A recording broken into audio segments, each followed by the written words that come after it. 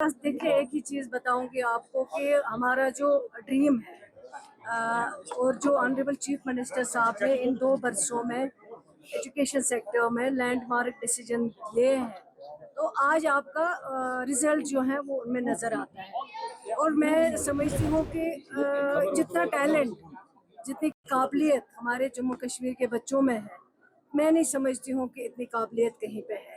लेकिन सिर्फ इस काबिलियत को हमें इनकी मदद करके उस काबिलियत को आगे लाना है।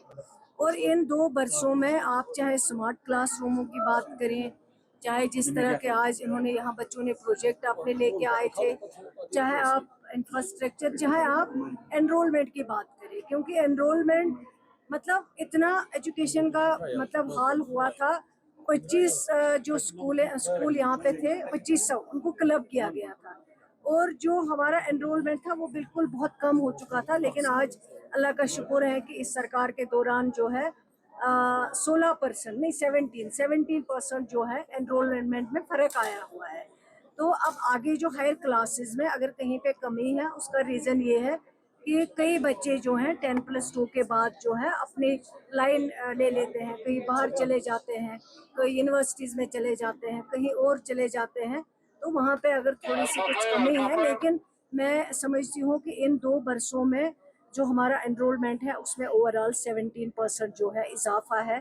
तो ये हमारी सबसे बड़ी अचीवमेंट है। और हमारा ड्रीम है कि जम्मू कश्मीर में कोई भी बच्चा जो है वो तालीम के बगैर ना रहे, हर घर में तालीम पहुँचे, उसके लिए हम कोशिश कर रहे हैं। और इंशाल्लाह काफ़ी हमने इन 2 वर्षों में किया है। आप अगर देखेंगे नए लेक्चरर्स जो है 700 के करीब इसी सरकार ने रेफ़र किए थे, वो भी रिक्रूटमेंट बोर्ड से आए, उनके ऑर्डर खुद चीफ मिनिस्टर साहब ने दिए हैं। जैसे प्राइवेट मेंबर बिल का पास होना, उनके रिक्रूटमेंट रूल्स बनाना, इसी तरह जो हायर स्टडीज़ में बच्चे आगे नहीं बढ़ पाते थे उसके लिए वे बच्चों को मतलब फ्री तालीम वहाँ पे देना, ये कुछ अचीवमेंट्स। और आज जहाँ SCERT का ये फंक्शन, ये प्रोग्राम जो था, उसमें आपने खुद देखा कितना टैलेंट है बच्चों में। और हम चाहते हैं कि नए टेक्निक्स जो आए हैं उनके लिए ट्रेंड करें, चाहे वो बच्चे हों चाहे वो हमारे टीचर। आप तकरीर कर रहे हैं कि हीट वेव एडवाइजरी भी है 23 से, क्या हम समझ सकते हैं कुछ आप समझ रही है ताकि बच्चों को फिर से कुछ छुट्टियां मिले? मेहरबानी करके आप नहीं, एग्जाम्स आ रहे हैं बच्चों के, कुछ और बात। मैम नॉन गैजेट एम्प्लॉयज अभी जो जीएमसी के वो हड़ताल पे है, पेशेंट पे काफी ज्यादा असर पड़ा है, तो क्या हाँ, वो है, रिक्रूटमेंट रूल्स बनने चाहिए थे, लेकिन 10 बरस हो गए उनके रिक्रूटमेंट रूल्स बने नहीं।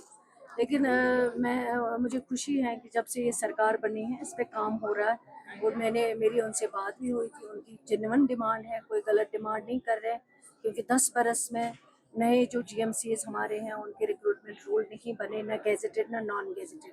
लेकिन उस पर काम हो रहा है, मीटिंग हमारी हुई है और हमने इंशाल्लाह इसमें इनको यकीन दिलाया है कि सितंबर एंडिंग में जो है ये रिक्रूटमेंट रूल्स जो है वो तैयार